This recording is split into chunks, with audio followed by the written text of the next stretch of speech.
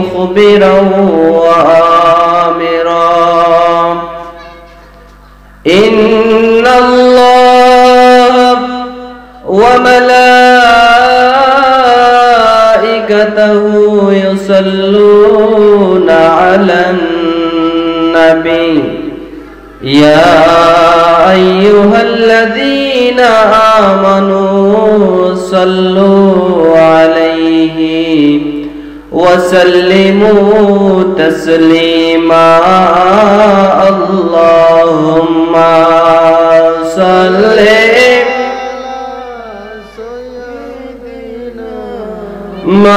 مولانا محمد وعلى آل سيدنا محمد اللهم صل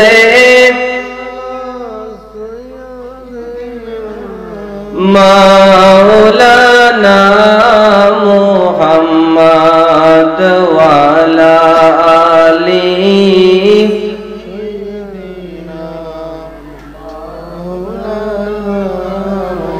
এই দুনিয়া পরে থাকবে আমরা একদিন থাকবো না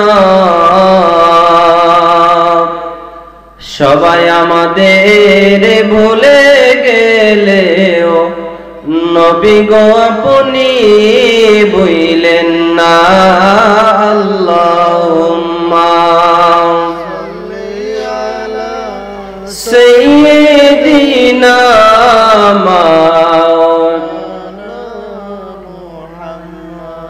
وعلى آل سيدنا محمد اللهم صل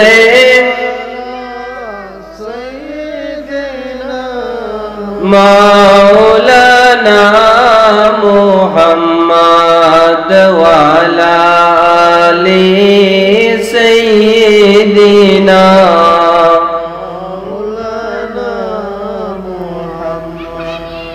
নবী গো আপনার ভালোবাসায় আল্লাহর ওলি হওয়া যায় নবী গো আপনার ভালোবাসায় জান্নাতবাসী হওয়া যায় আল্লাহুম্মা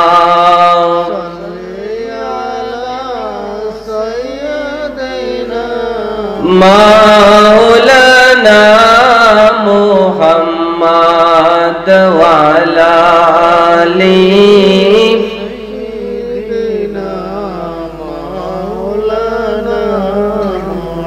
لا إله إلا الله لا إله لا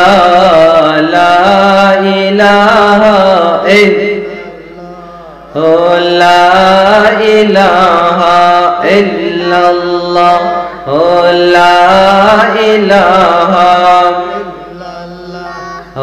لا إله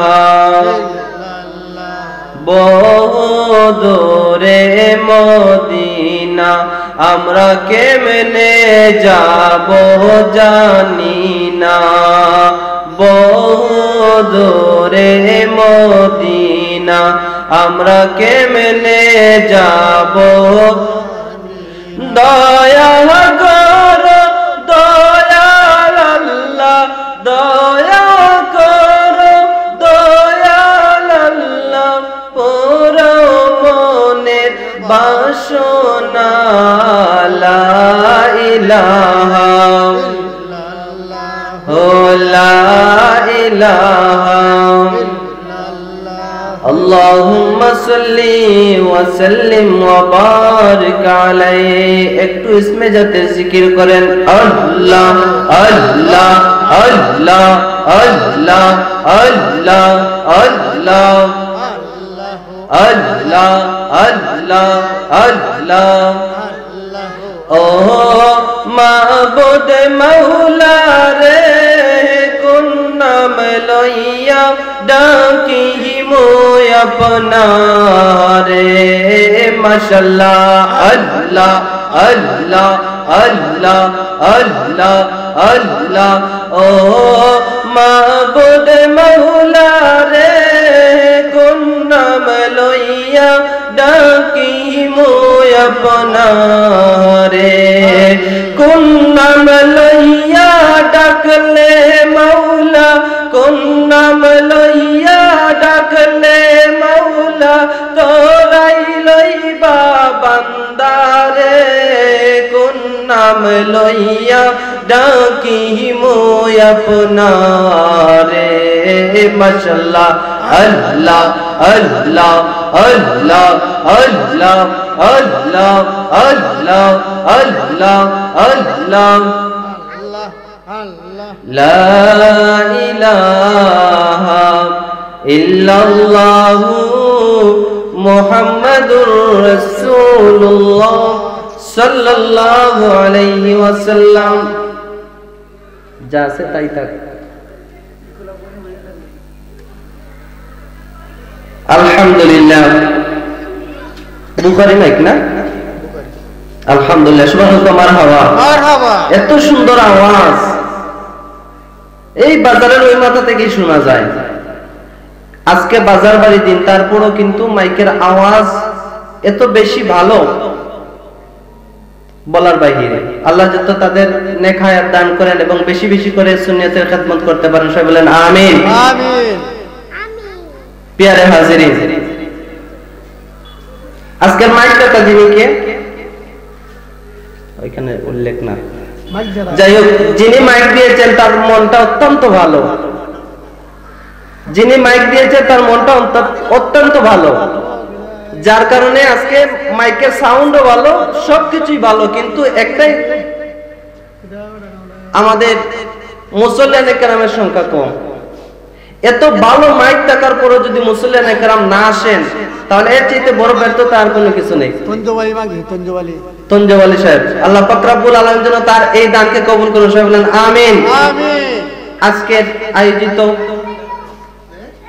আলিপুর কান্দিপাড়া শাহপুরান রহমতুল্লাহ আলাইহি জামে মসজিদ কমিটির উদ্যোগে আয়োজিত 15তম বার্ষিক সুন্নি মহাসম্মেলনের সম্মানিত সভাপতি বিশিষ্ট ব্যবসায়ী প্রবীণ মুরব্বী বিশিষ্ট দানবীর আলহাজ শাহ হারুন মিয়া সাহেব আলিপুর সহ সভাপতি মোহাম্মদ আলাউদ্দিন চৌধুরী সাহেব আলিপুর আজকের মাহফিলের যিনি প্রধান অতিথি বিশিষ্ট ইসলামী চিন্তাবিদ বিশিষ্ট আলেমে দ্বীন সারা বাংলার আলোড়ন সৃষ্টিকারী বক্তা হযরত মাওলানা আব্দুল্লাহ জিয়াদি সাহেব বারাকাল্লাহু ফি হায়াতি সবাই বলেন আমিন আমিন আজকের মাহফিলে যিনি বিশেষ অতিথি সুদূর ইন্ডিয়া থেকে আগত বিশিষ্ট ইসলামী চিন্তাবিদ হযরত মাওলানা মুস্তাকিম আহমদ বুইয়া সাহেব বারাকাল্লাহু ফি হায়াতি সবাই বলেন আমিন আমিন আজকের মাহফিলের যিনি প্রধান বক্তা হযরত মাওলানা মুফতি মোহাম্মদ আবুল ফয়াজ সাহেব ইমাম ও খতিব খাগাউড়া বড় জামে মসজিদ বারাকাল্লাহু ফি হায়াতিহি ওয়া ইলমিহি সবাই বলেন আমিন আমিন আজকে যিনি মাহফিল পরিচালনায় যদিও তিনি এই এলাকার সন্তান নয় কিন্তু এই এলাকার সন্তানের মতোই তিনি চলাফেরা করেন খুব মহব্বত করেন ভালোবাসেন ভালোবাসার মানুষ হাফেজ কারি হুসাইন আহমদ রানা সাহেব খতিব অত্র মসজিদ সামনে উপস্থিত মঞ্চে উপস্থিত যুবক ভাইয়েরা কচি কাঁচা মাসুম বাচ্চারা যুবক ভাইয়েরা বিশেষ করে পর্দার অন্তরালে আবেদা সালেহা দিনদার পরহেজগার মা ও বোনেরা, সর্বপ্রথম আমার পক্ষ থেকে ইসলামের সেই শান্তিপূর্ণ বাণী গ্রহণ করুন। আসসালামু আলাইকুম ওয়া রাহমাতুল্লাহ। আল্লাহ পাক রব্বুল আলামিন যে আমাদেরকে আজকের এই একটা মাহফিলে আসার বসার মতো তৌফিকটুকু দান করেছেন, এজন্য আল্লাহ পাক রব্বুল আলামিনের দরবারে লাখ কোটি শুকরিয়া আদায় করি। সবাই বলেন আলহামদুলিল্লাহ। আলহামদুলিল্লাহ। আরো শুকরিয়া আদায় করি যে আল্লাহ পাক রব্বুল আলামিন যেই নবীকে সৃষ্টি না করলে আসমান জমিন লৌহ কলম আরশ কুরসি 18,000 মাখলুকাত 80,000 আলমের মধ্যে কোনো কিছুই সৃষ্টি করতেন না, সেই নবীর উম্মত হিসেবে আল্লাহ পাক রব্বুল আলামিন আপনাকে আমাকে কবুল করেছেন। সবাই বলেন মারহাবা। মারহাবা। ও মদিনার মাটি রে, সকল সুখ বুঝি তোর কপালে। ও মদিনার মাটি রে, সকল সুখ বুঝি তোর কপালে। ও মদিনা রে, তোর বুকে আমার নবী, যার জন্য পাগল সবই, যার তোরে সৃষ্টি হইল ত্রিভুবন।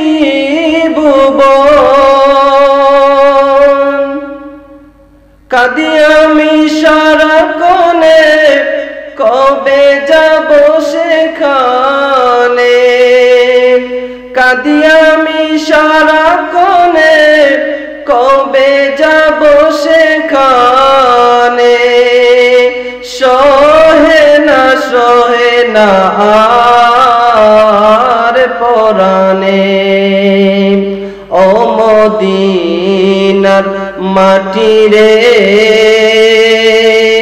সকল সুখ বুঝি তোর কপালে। মদিনার মাটি কতই যে খাঁটি, যেখানে শুয়ে আছে রাহমাতুল লিল আলামিন। সবাই তো মারহাবা। মারহাবা। সেই নবী আমি পবিত্র কুরআনুল কারীম থেকে একখানা আয়াতে কারিমা তিলাওয়াত করেছি, যে আয়াতে কারিমার মধ্যে আমার আল্লাহ পাক রব্বুল আলামিন পবিত্র কুরআনুল কারীমের মধ্যে ডাক দিয়ে বলেন, কুল ইন কুনতুম তুহিব্বুনাল্লাহ। হে রাসূল, আপনি জানিয়ে দিন, হে আমার হাবিব, আপনি সমস্ত জাহানের সমস্ত মানুষদেরকে এবং জিনদেরকে জানিয়ে দিন, কুল ইন কুনতুম তুহিব্বুনাল্লাহ, ইন কুনতুম তুহিব্বুনাল্লাহ, তোমরা যদি আমি আল্লাহকে ভালোবাসতে চাও, তোমরা যদি আমি আল্লাহকে ভালোবাসতে চাও, ইন কুনতুম তুহিব্বুনাল্লাহ ফাত্তাবিউনি, তোমরা আমার হাবিবের, তোমরা আমার আনুগত্য করো, আমার অনুসরণ করো। বলুন সুবহানাল্লাহ। আমার আল্লাহ পাক রব্বুল আলামিন পবিত্র কুরআনুল কারীমের মধ্যে বলেন, কুল ইন কুনতুম তুহিব্বুনাল্লাহ ফাত্তাবিউনি ইউহিব্বুকুমুল্লাহ। আমার আল্লাহ পাক রব্বুল আলামিন বলেন, ও আমার হাবিব, ও আমার দোস্ত, ও আমার বন্ধু, ও আমার বন্ধু, যদি কোনো বান্দা আমি আল্লাহকে ভালোবাসতে চাই, আমি আল্লাহকে যদি ভালোবাসতে চাই, তাহলে সে যেন আপনার আনুগত্য করে, সে যেন আপনার আনুগত্য করে। আনুগত্য করলে কি হবে? আনুগত্য করলে কি হবে সেই কথা আমার আল্লাহ পাক রব্বুল আলামিন বলে দেন, ইউহিব্বুকুমুল্লাহ, আমি আল্লাহ পাক রব্বুল আলামিন তাদেরকে ভালোবাসবো। বলুন সুবহানাল্লাহ। আমি আল্লাহ তাদেরকে ভালোবাসবো। শুধু ভালোবাসবো কিভাবে? ওয়াগফির লাকুম যুনুবাকুম, শুধু তাই নয় আমি আল্লাহ পাক রব্বুল আলামিন তাদের প্রত্যেককে maaf করে দেব। বলুন সুবহানাল্লাহ। আমি আল্লাহ তাদেরকে maaf করে দিব। প্যারে হাজিরিন, রাসূল পাক সাল্লাল্লাহু আলাইহি ওয়াসাল্লাম পবিত্র হাদিস শরীফের মধ্যে ঘোষণা করেন, লা ইউমিনু আহাদুকুম হাত্তা কুনা হাব্বা ইলাইহি মিন ওয়ালিদিহি ওয়া ওয়ালাদিহি ওয়ান নাসি আজমাইন। আমার হাবিব মুহাম্মদুর রাসূলুল্লাহ সাল্লাল্লাহু আলাইহি ওয়াসাল্লাম হাদিস শরীফের মধ্যে ঘোষণা করেন, লা ইউমিনু আহাদুকুম, ওই ব্যক্তি ততক্ষণ পর্যন্ত মুমিন হতে পারবে না, কতক্ষণ পর্যন্ত মুমিন হতে পারবে না। আমার হাবিব মুহাম্মদুর রাসূলুল্লাহ সাল্লাল্লাহু আলাইহি ওয়াসাল্লাম জানিয়ে দেন যে ওই সমস্ত ব্যক্তিরা ততক্ষণ পর্যন্ত আমার খাঁটি উম্মত হতে পারবে না, তারা ঈমানদার হতে পারবে না যতক্ষণ পর্যন্ত আমি নবীকে তার জীবনের চাইতে, তার পরিবার পরিজন চাইতে, তার সন্তান সন্ততি পিতামাতার চাইতে সব চাইতে বেশি মহব্বত যতক্ষণ পর্যন্ত না করবে ততক্ষণ পর্যন্ত সে খাঁটি মুমিন হতে পারবে না। বলুন সুবহানাল্লাহ। ততক্ষণ পর্যন্ত সে খাঁটি মুমিন হতেই পারবে না যতক্ষণ পর্যন্ত আমার মুহাম্মদুর রাসূলুল্লাহ সাল্লাল্লাহু আলাইহি ওয়াসাল্লামকে মহব্বত করতে না পারবে জানের চাইতে বেশি। প্যারে হাজিরিন, মুতার যুদ্ধে দেখেন সাহাবায়ে কেরাম কিভাবে রাসূল পাক সাল্লাল্লাহু আলাইহি ওয়াসাল্লামকে মহব্বত করতেন, কিভাবে সাহাবায়ে কেরাম রাসূল পাক সাল্লাল্লাহু আলাইহি ওয়াসাল্লামকে কিভাবে মানতেন, কিভাবে মহব্বত করতেন। মুতার যুদ্ধে রাসূল পাক সাল্লাল্লাহু আলাইহি ওয়াসাল্লাম তিনি নিজে অংশগ্রহণ করেন নাই। মুতার যুদ্ধে কাফিরের সংখ্যা হলো 2 লক্ষ আর মুসলিম মুজাহিদের সংখ্যা হলো মাত্র 3000। 3000 মুসলিম মুজাহিদের অপোজিটে প্রায় 2 লক্ষ কাফির কুফারেরা যুদ্ধ করবে। আমার হাবিব মুহাম্মদুর রাসূলুল্লাহ সাল্লাল্লাহু আলাইহি ওয়াসাল্লাম বললেন যে হে আমার সাহাবায়ে কেরাম শুনো, হে আমার সাহাবায়ে কেরাম সবাই একটু মনোযোগ দিয়ে শুনো, আজকে আমি এই যুদ্ধের মধ্যে যাব না। এই যুদ্ধের মধ্যে আমি সর্বপ্রথম আমার পালক পুত্র যায়েদ বিন হারিসাকে সেনাপতির দায়িত্ব দিলাম। বলুন সুবহানাল্লাহ। আমার যায়েদকে এই মুতার যুদ্ধে আমি প্রথমত সেনাপতির দায়িত্বভার দিলাম। বলুন সুবহানাল্লাহ। আর জনে রাসূল পাক সাল্লাল্লাহু আলাইহি ওয়াসাল্লাম বলতেছেন, আর যদি আমার যায়েদ সে যদি শহীদ হয়ে যায় তাহলে আরেকজন সেনাপতির নাম ঘোষণা করলেন। এরপরে বললেন তিনিও যদি শহীদ হয়ে যায়, 3 নম্বরে মুহাম্মদ বিন রাওয়াহার নাম ঘোষণা করলেন। 3 জন সেনাপতির নাম ঘোষণা করলেন। ঘোষণা করার পরে আমার হাবিব মুহাম্মদুর রাসূলুল্লাহ সাল্লাল্লাহু আলাইহি ওয়াসাল্লাম আবার বলতেছেন, মুহাম্মদ বিন রাওয়াহা যদি সেও শহীদ হয়ে যায় তাহলে তোমরা পরস্পর একত্রিত হয়ে তোমাদের মধ্য থেকে একজন সেনাপতি নিয়োগ করে দিও। বলুন সুবহানাল্লাহ। বলতেছেন কি যে যদি এই 3 জন থেকে কোনো একজন সেনাপতি না থাকে তাহলে তোমরা 4র্থ জন একজন তোমাদের মধ্য থেকে সেনাপতি নিয়োগ করো। সাহাবায়ে কেরাম বুঝে গেলেন যে না, যেই 3 জন সেনাপতি রাসূল পাক সাল্লাল্লাহু আলাইহি ওয়াসাল্লাম যে 3 জন সেনাপতির নাম ঘোষণা করলেন তারা কেউ আর বেঁচে আসবেন না। কারণ আমার রাসূল পাক সাল্লাল্লাহু আলাইহি ওয়াসাল্লাম তাদের নামের পরে সাথে সাথে আবার তাদেরকে বলে দিয়েছেন যে তারা যদি শহীদ হয়ে যায় তাহলে অবশ্যই অবশ্যই রাসূল পাক সাল্লাল্লাহু আলাইহি ওয়াসাল্লাম জানেন যে তারা এই যুদ্ধের মধ্যে শহীদ হবে, ঠিক কিনা বলুন? রাসূল পাক সাল্লাল্লাহু আলাইহি ওয়াসাল্লাম জানতেন যে এই যুদ্ধের মধ্যে প্রথম সেনাপতি যাকে দায়িত্ব দেওয়া হয়েছে তিনি শাহাদাত বরণ করবেন, তারপর দ্বিতীয় যাকে সেনাপতির দায়িত্ব দিয়েছেন তিনিও শাহাদাত বরণ করবেন, 3 নম্বরে যিনিকে রাসূল পাক সাল্লাল্লাহু আলাইহি ওয়াসাল্লাম সেনাপতির দায়িত্ব দিয়েছেন রাসূল পাক সাল্লাল্লাহু আলাইহি ওয়াসাল্লাম জানতেন যে তিনিও শাহাদাত বরণ করবেন। বলেন সুবহানাল্লাহ। আমার রাসূল জানতে পারেন কি পারেন না? আমার রাসূল সব কিছু জানতে পারেন। মা কানা ওয়া মা ইয়াকুন, অর্থাৎ রাসূল পাক সাল্লাল্লাহু আলাইহি ওয়াসাল্লাম দুনিয়াতে আসার আগে কি হয়েছিল তাও রাসূল পাক সাল্লাল্লাহু আলাইহি ওয়াসাল্লাম জানেন। রাসূল পাক সাল্লাল্লাহু আলাইহি ওয়াসাল্লাম দুনিয়াতে আসার পরে আফাত শরীফের পর থেকে কিয়ামত পর্যন্ত কি হবে সেই বিষয়ে আমার হাবিব মুহাম্মদুর রাসূলুল্লাহ জানতেন। বলুন সুবহানাল্লাহ।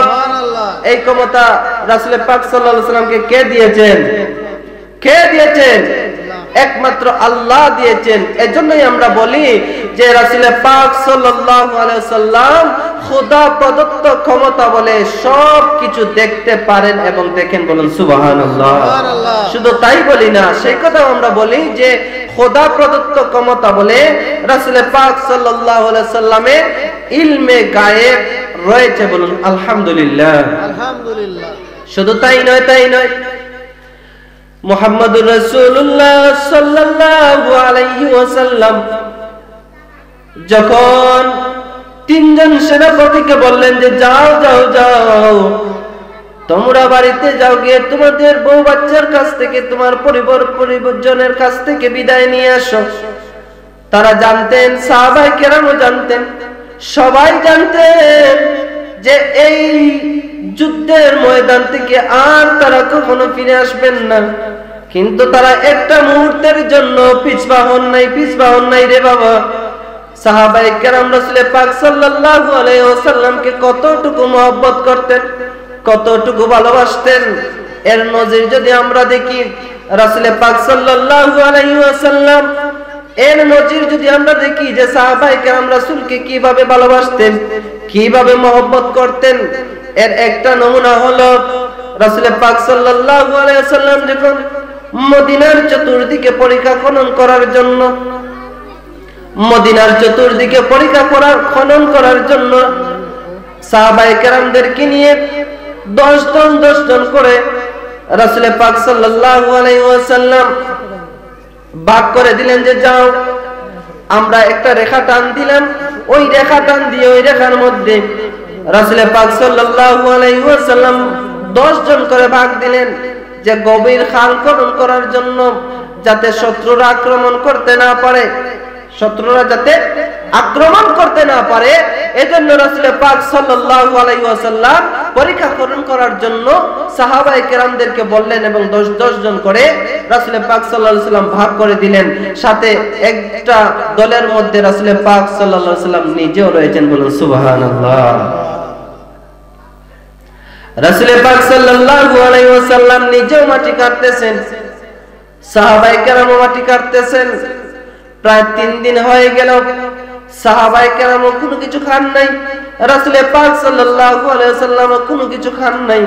পেটের যন্ত্রণায় রাসূল পাক সাল্লাল্লাহু আলাইহি ওয়াসাল্লাম পেটের মধ্যে প্রস্তর বাঁধলেন, পেটের মধ্যে রাসূল পাক সাল্লাল্লাহু আলাইহি ওয়াসাল্লাম পাথর বাঁধলেন যাতে পেটের ক্ষুধা নিবারণ হয়। যখন রাসূল পাক সাল্লাল্লাহু আলাইহি ওয়াসাল্লাম মাটি কাটা শুরু করলেন, মাটি যখন মাথায় নিয়ে যখন খাল খনন করতেছেন, মাটি নিয়ে ফেলতেছেন, এমত অবস্থায় একজন সাহাবী রাসূল পাক সাল্লাল্লাহু আলাইহি ওয়াসাল্লামের পেটের মধ্যে যে পাথর বাঁধা রয়েছে সেটা তিনি দেখে ফেললেন। দেখে ফেলার সাথে সাথে তিনি আর সহ্য করতে পারলেন না।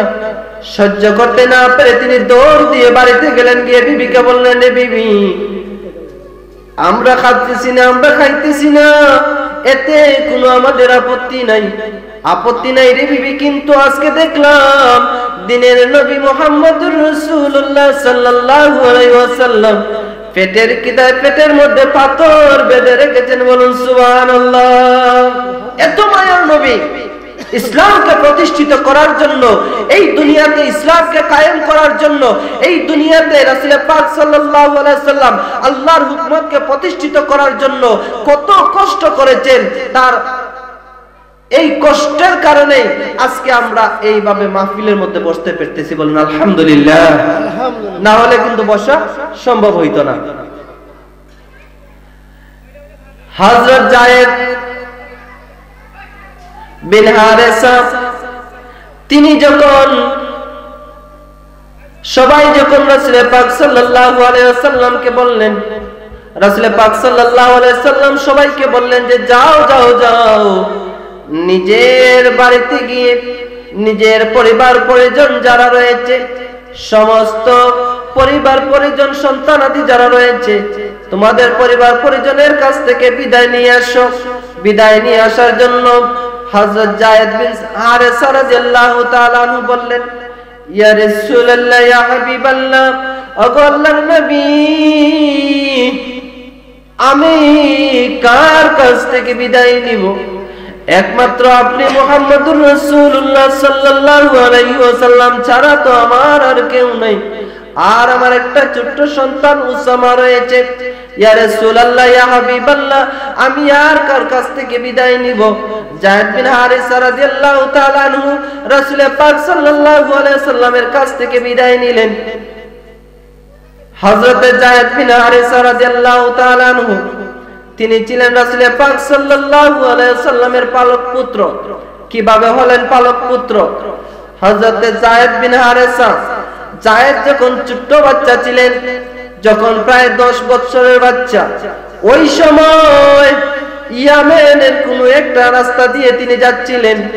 হঠাৎ করে সেই রাস্তার মধ্যে কয়েকটা ডাকাতের দল এসে হযরত যায়েদকে, ছোট্ট শিশু যায়েদকে তারা অপহরণ করলো। অপহরণ করে মক্কা রুকাস নামক একটা বাজারের মধ্যে এনে হযরত যায়েদ বিন হারেসা রাদিয়াল্লাহু তাআলা আনহুকে বিক্রি করে দিল। আর এই বিক্রি করার ফলে হযরতে আম্মা জান খাদিজাতুল কুবরা রাদিয়াল্লাহু তাআলা আনহু তাকে ক্রয় করলেন। আম্মা জান খাদিজাতুল কুবরা রাদিয়াল্লাহু তাআলা আনহা ওই সময় ওই বাজার থেকে এই ছোট্ট যায়েদকে তিনি কিনে আনলেন, গোলাম হিসেবে কিনে আনলেন। আনার পরে যখন কিছুদিন পরে রাসূল পাক সাল্লাল্লাহু আলাইহি সাল্লামের সাথে আম্মা জান খাদিজাতুল কুবরা রাদিয়াল্লাহু তাআলা আনহার বিবাহ বন্ধনে আবদ্ধ হয়, ওই সময় তিনি রাসূল পাক সাল্লাল্লাহু আলাইহি সাল্লামের খেদমতে এই যায়েদকে সুপর্দ করে দিলেন। বলুন সুবহানাল্লাহ। তৎকালীন সময়ে কিন্তু কৃতদাস বেচা কিনা করা হতো, গোলাম কিনা হতো। বর্তমান সময়ে কিন্তু সেই ব্যবস্থাটা নাই। প্যারে হাজিরিন, রাসূল পাক সাল্লাল্লাহু আলাইহি ওয়াসাল্লামের পালক পুত্র যায়েদ বিন হারেসা 10 বছর বয়সে ডাকাতের দল তাকে নিয়ে অপহরণ করে এনে বিক্রি করে দিল। বিক্রি করার সাথে সাথে হযরতে খাদিজাতুল কুবরা রাদিয়াল্লাহু তাআলা আনহা তাকে কিনলেন। কিনার পরে যখন বিবাহ বন্ধনে আবদ্ধ হলেন, ওই সময় আম্মা জান খাদিজাতুল কুবরা রাদিয়াল্লাহু তাআলা আনহা তাকে রাসূল পাক সাল্লাল্লাহু আলাইহি সাল্লামের খেদমতে দিয়ে দিলেন।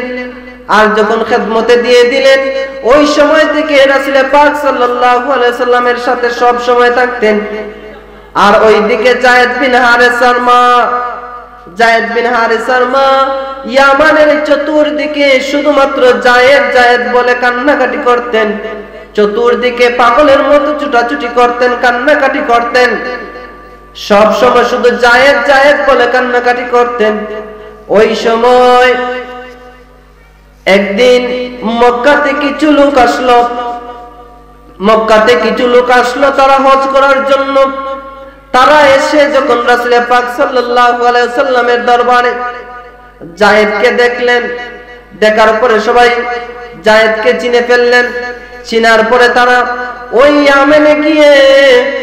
ইয়ামেনের মধ্যে গিয়ে তারা যায়েদ বিন হারেসা রাদিয়াল্লাহু তাআলা আনহুর বাবাকে হারেসাকে। তারা বলল, এ হারেসা, আমরা মক্কায় গিয়েছিলাম হজ করার জন্য।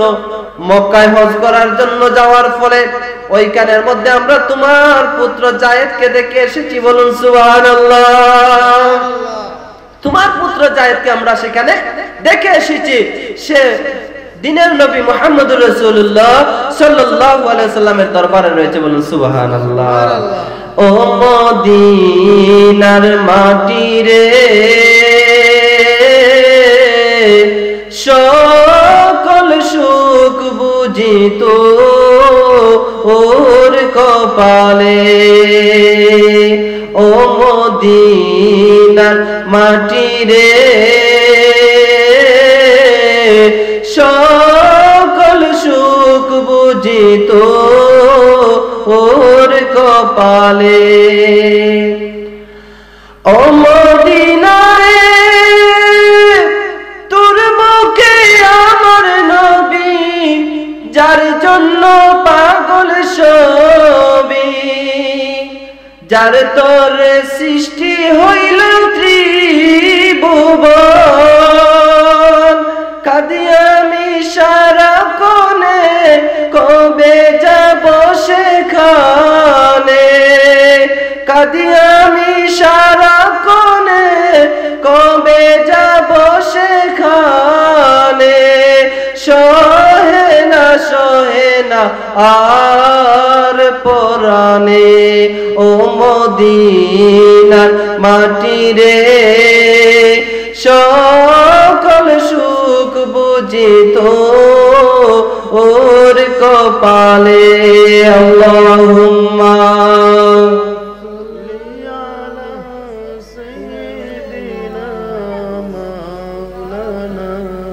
মুহাম্মদ ওয়া আলা আলি মাওলানা। প্যারে হাজিরিন, ওইদিকে মক্কা থেকে তারা হজ করে গিয়ে ইয়ামনের মধ্যে বলল, আমরা হে জায়েদের বাবা, হে জায়েদের মা, আমরা দিনের নবী মুহাম্মদুর রাসূলুল্লাহ সাল্লাল্লাহু আলাইহি সাল্লামের দরবারে তোমার জায়েদকে দেখে এসেছি। ওইদিকে মা, পাগলিনী মা এমন ভাবে ছটফট করতেছে, মা এমন ভাবে ছটফট করতেছে, কখন জানি সন্তানকে তার কোলে পায়, কখন জানি সন্তানকে তার কাছে পায়। কারণ হলো, সন্তান যদি মারা যেত তাহলে সেই চিন্তা হতো না। সন্তান যদি মারা যেত এতটুকু মা চিন্তা করতো না, বাবা চিন্তা করতো না। কারণ হলো কি, সন্তানকে ডাকাতের দলেরা চিন্তাই করেছে, ডাকাতি করে সন্তানকে নিয়ে এসেছে। প্রতিটা মুহূর্তেই মা চিন্তা করে, আমার সন্তানকে কি ডাকাতের দলেরা বিক্রি করে দিয়েছে কিনা, আমার সন্তানকে ডাকাতের দলেরা কোনো অত্যাচার করতেছে কিনা, আমার সন্তানকে ডাকাতের দলেরা কি করেছে, এই চিন্তা নিয়ে সব সময় মা এমন অবস্থা পাগল পারা হয়ে গিয়েছে। আর আজকের সমাজের মধ্যে মাকে বাদ দেয় না, বাবাকে বাদ দেয় না। আজকের সমাজে মার কথা শুনে না, বাবার কথা শুনে না। আরে যুবকেরা, একটু লক্ষ্য করে শুনো, তুমি যদি মার খেদমত না করো, বাবার খেদমত না করো, তাহলে জেনে রাখো কাল হাসরের ময়দানে আল্লাহ পাক রব্বুল আলামিনের দরবারে এর জন্য পাকড়াও করা হবে যে তোমাকে, তোমার মা ছিল দুনিয়াতে, তোমার বাবা ছিল দুনিয়াতে, তাদেরকে কেন লালন পালন করো নাই, তাদেরকে কেন তুমি এইভাবে অপমান করলে, কেন তুমি বউয়ের কথা শুনলে, কেন তুমি বউয়ের কথা শুনে জনম দুঃখিনী মাকে তুমি ত্যাগ করলে, কেন তুমি তোমার শ্বশুর বাড়ির কথা শুনে, কেন তোমার শ্বশুর শাশুড়ির কথা শুনে, কেন তোমার মা বাবাকে তুমি কষ্ট দিলে। এইভাবে পাকড়াও করা হবে যদি আমরা মার খেদমত না করি, বাবার খেদমত না করি। যদি আমরা আজকে আল্লাহ পাক রব্বুল আলামিনের দরবারে যখন আমরা হাজিরা দিব, যখন আল্লাহর দরবারে হাসরের ময়দানে যখন আমরা উঠব, তখন আমরা কি জবাব দিব? রে যুবক, হে যুবকেরা দলেরা কি জবাব দিবা? মা, জনম দুঃখিনী মাকে কখনো কষ্ট দিও না। মাকে কখনো কষ্ট দিও না, বাবাকে কখনো কষ্ট দিও না। আপনার পরিবারের মধ্যে আপনার মা রয়েছে, সেই মার খেদমত তুমি করবা। বাবা রয়েছে, বাবার খেদমত করবা। এই যে এখন শীতের দিন এসেছে, বাবাকে শীতের কাপড় কিনে দাও, মাকে শীতের কাপড় কিনে দাও, বাবাকে গরম পানি করে দাও, অজু করে যাতে নামাজ পড়তে পারে। মাকে গরম পানি করে দাও, মা যাতে সব সময় সে গরম পানি দিয়ে গোসল করতে পারে, এই ব্যবস্থা করে দাও। প্রত্যেক যুবকেরা যারাই বিয়ে করেছো, আজকে আমি আপনাদের কাছে অনুরোধ করে বলি সেই কথাটা, যে আপনারা সব সময় আপনার স্ত্রীদেরকে বলে রাখবেন যাতে মা বাবার সাথে অন্যায় আচরণ না করে। ঠিক কিনা বলুন? আজকের সমাজে এমন অবস্থা হয়েছে কি রয় নাই? আজকের সমাজ এমন একটা পরিস্থিতির মধ্যে পড়েছে, আজকের সমাজ এতটুকু নিম্নের মধ্যে নেমে গিয়েছে। পত্রিকা খুললে দেখা যায় মার হাতে, পত্রিকা খুললে দেখা যায় সন্তানের হাতে মা খুন, সন্তানের হাতে বাবা খুন, বা অনেক সময় দেখা যায় স্ত্রীর হাতে স্বামী খুন, স্ত্রীর হাতে স্বামী খুন। তার হওয়ার কারণ কি? প্রথমত আনার পরে স্ত্রীকে এত বেশি পরিমাণ ছাড় দিয়ে দেয়, মার খেদমত করে না, বাবার খেদমত করে না। স্ত্রীর কথায় স্ত্রী যেইভাবে বলে, যেইভাবে ইচ্ছা সেইভাবেই মার সাথে অন্যায় আচরণ করে। স্বামী হিসেবে সে তার স্ত্রীকে শাসন পর্যন্ত করে না। আর এই শাসন না করার কারণে এই বউগুলো বেপরোয়া হয়ে যায়। আর এই বউগুলো বেপরোয়া হওয়ার কারণেই আজকে দেখা যায় স্বামী খুন হয় স্ত্রীর হাতে। আধুনিক যুগ, যে আধুনিক যুগের মধ্যে আমরা বসবাস করতেছি, স্ত্রী স্বামীর নাম ধরে ডাকে, এই মন্টু জন্টু এদিকে আসো, এভাবে নাম ধরে ডাকে। আর যদি বাচ্চা একটা হয়ে যায়, তাহলে বাচ্চা বড় হওয়ার আগ পর্যন্ত 2 থেকে 3 বছর দেখবেন ঠিক মতো আপনাকেও ভাত বেড়ে দিবে না, ঠিক মতো আপনাকেই ভাত বেড়ে দিবে না, বলবে যে আমি সন্তানকে নিয়ে আছি, তুমি খেয়ে নাও। অনেক রয়েছে সমাজের মধ্যে। সমাজকে পরিবর্তন করতে হবে, মার খেদমত করতে হবে, বাবার খেদমত করতে হবে। সাহাবায়ে কেরাম কিভাবে খেদমত করেছেন? রাসূল পাক সাল্লাল্লাহু আলাইহি সাল্লাম নিজে দুধ মাকে কি পরিমাণ শ্রদ্ধা করতেন, বিভিন্ন হাদিস শরীফের মধ্যে পাওয়া যায় সেইগুলো। পিয়ারে হাজির, আমি যে কথার মধ্যে ছিলাম, এইদিকে জায়েদের মা পাগল পারা হয়ে গেলেন। পাগল পারা হয়ে গিয়ে জায়েদের বাবাকে বললেন যে যাও তাড়াতাড়ি তুমি মক্কার মধ্যে চলে যাও, মক্কার মধ্যে চলে যাও, গিয়ে আমার জায়েদকে নিয়ে আসো। হযরতে জায়েদ বিন হারেসা রাদিয়াল্লাহু তাআলা আনহুর বাবা, জায়েদের বাবা ওই সময় তার ভাইকে সাথে নিয়ে মক্কার উদ্দেশ্যে রওনা হলেন। সাথে কিছু স্বর্ণ মুদ্রা আনলেন, টাকা করে নিয়ে আসলেন। রাসূল পাক সাল্লাল্লাহু আলাইহি ওয়াসাল্লামের দরবারে এসে তারা বলতেছে যে ইয়া রাসূলুল্লাহ, ইয়া হাবিবাল্লাহ, আজ থেকে 10 বছর আগে আমার জায়েদ তার মায়ের সাথে নানা বাড়িতে যাইতেছিল, আর প্রতিমধ্যে ডাকাতের দল ডাকাতি করে ওই সময় আমার জায়েদকে নিয়ে যায়। ইয়া রাসূলুল্লাহ, ইয়া হাবিবাল্লাহ, জায়েদের মা চতুর্দিকে জায়েদ জায়েদ বলে এই পর্যন্ত কান্নাকাটি করতেছে, সে পাগল অবস্থা হয়ে গেছে প্রায়। ইয়া রাসূলুল্লাহ, ইয়া হাবিবাল্লাহ, আমিও দেশ হতে দেশান্তরে যেদিকেই যাই সেদিকেই আমার জায়েদকে খুঁজি, যেদিকেই যাই সেদিকেই শুধু আমার জায়েদের তালাশ করে। ইয়া রাসূলুল্লাহ, ইয়া হাবিবাল্লাহ, আমি পাই নাই। আর মক্কাতে আমাদের অঞ্চলের কিছু লোক এসেছিল, কিছু লোক এসে যখন হজ করতে এসেছিল, হজ করতে এসে তারা ইয়া রাসূলুল্লাহ আপনার দরবারে আমার জায়েদকে দেখে গিয়ে আমার কাছে খবর পাঠিয়েছে। ইয়া রাসূলুল্লাহ, ইয়া হাবিবাল্লাহ, আমার জায়েদকে আমি ফিরিয়ে নিয়ে যাওয়ার জন্য এসেছি। রাসূল পাক সাল্লাল্লাহু আলাইহি ওয়াসাল্লাম বললেন, জায়েদ তোমার পুত্র? ইয়া রাসূলুল্লাহ, জি। ঠিক আছে, আপনারা বসেন। যদি জায়েদ তোমাদেরকে চিনতে পারে, জায়েদ প্রায় 10 বছর হয়ে গেল, আজকে সে 20 বছরের জওয়ান। 10 বছরের সময় আমার স্ত্রী খাদিজাতুল কুবরা বাজার থেকে কিনে এনেছিল, এরপরে আমার দরবারে দিয়ে দিয়েছে। আর এখন আপনি এসে বলতেছেন যে আপনার সন্তান, যদি জায়েদ আপনার সন্তান হয় তাহলে আপনি নিয়ে যেতে পারেন, এর জন্য কোনো বদলা লাগবে না। বলুন সুবহানাল্লাহ। এর জন্য কি লাগবে না? কোনো বদলা লাগবে না।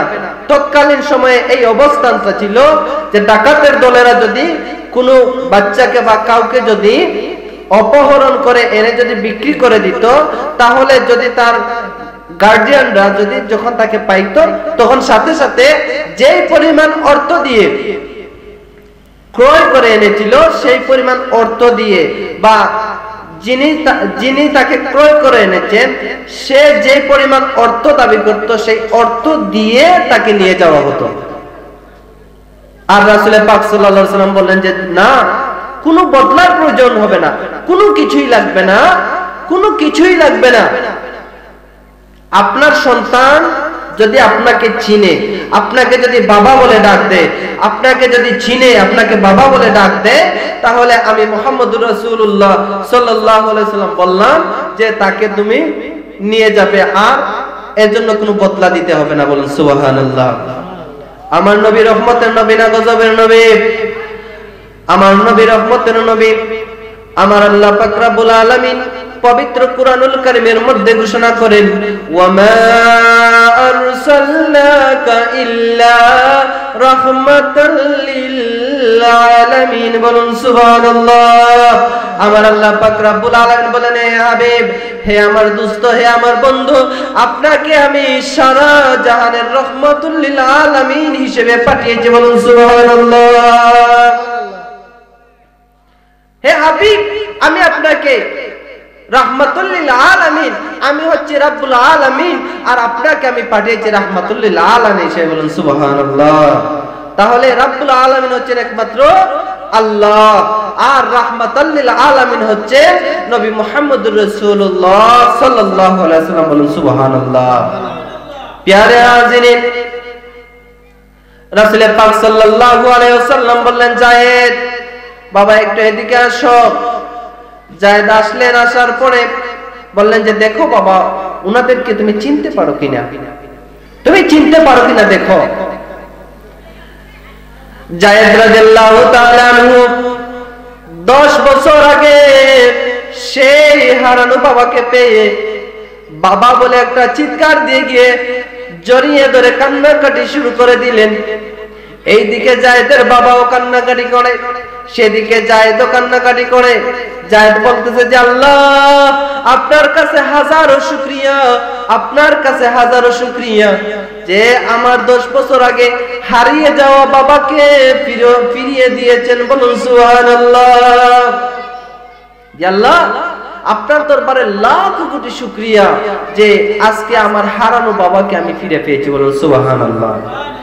এইদিকে জায়েদের বাবা আল্লাহ পাক রব্বুল আলামিনের দরবারে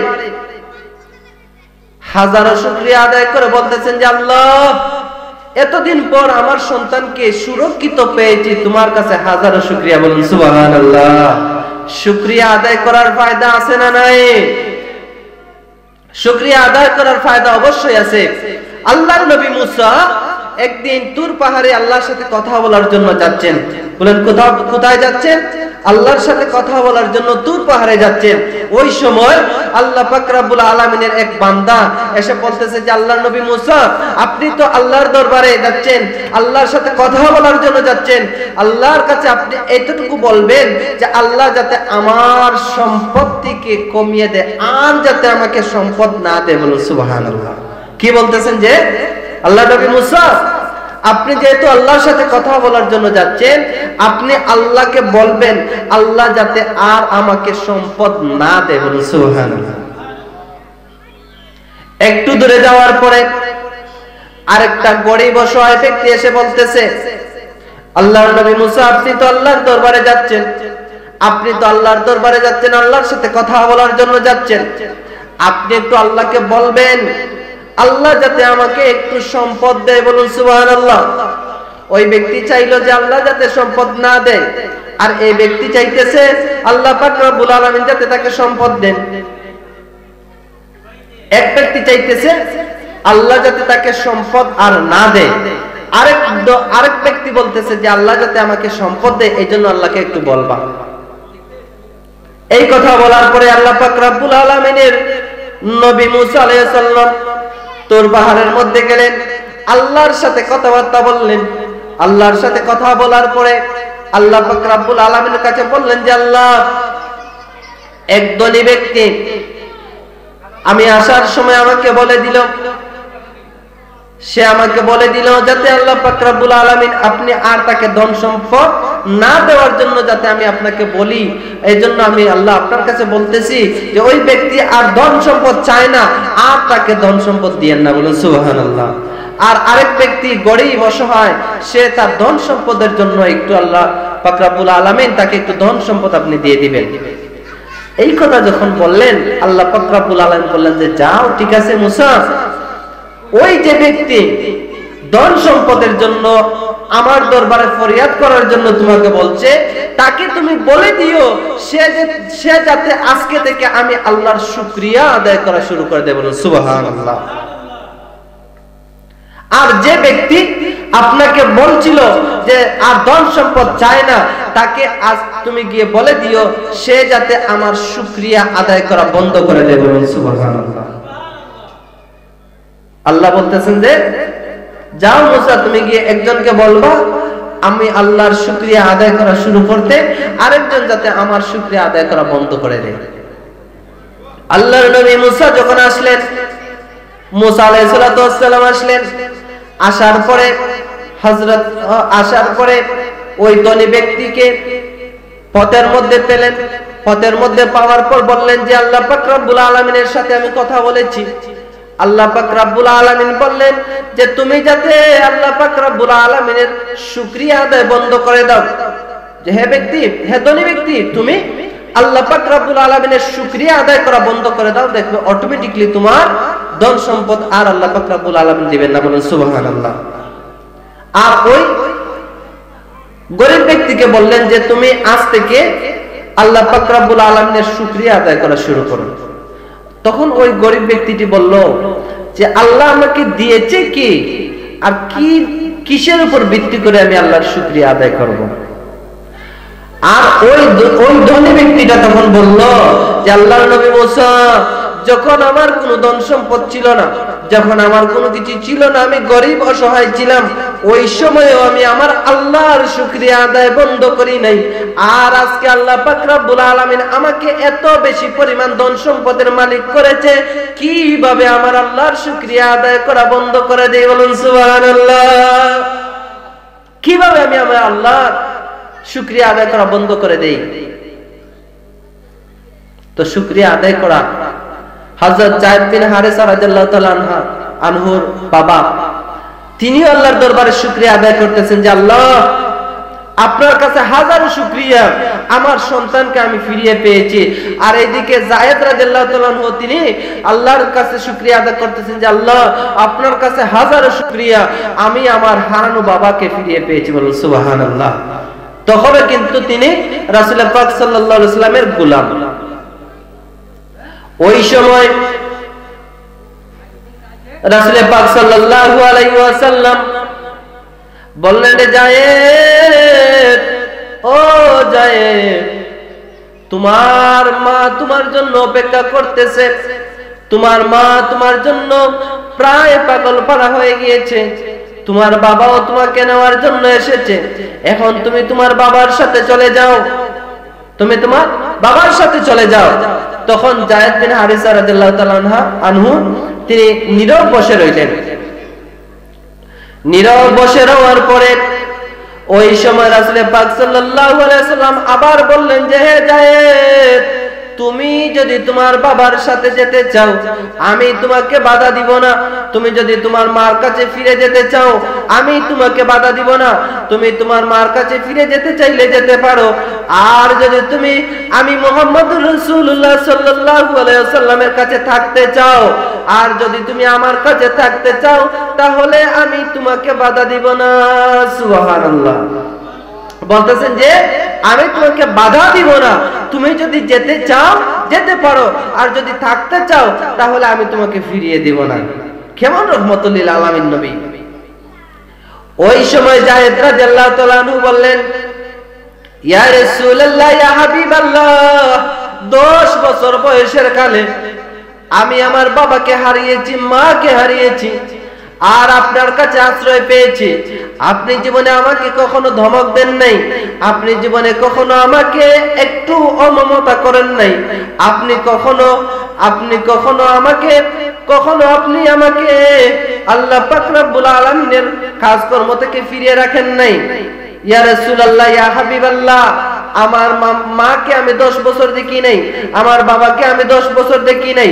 ইয়া রাসূলুল্লাহ, ইয়া হাবিবাল্লাহ, আমি আর আমার মা বাবার কাছে ফিরে যেতে চাই না।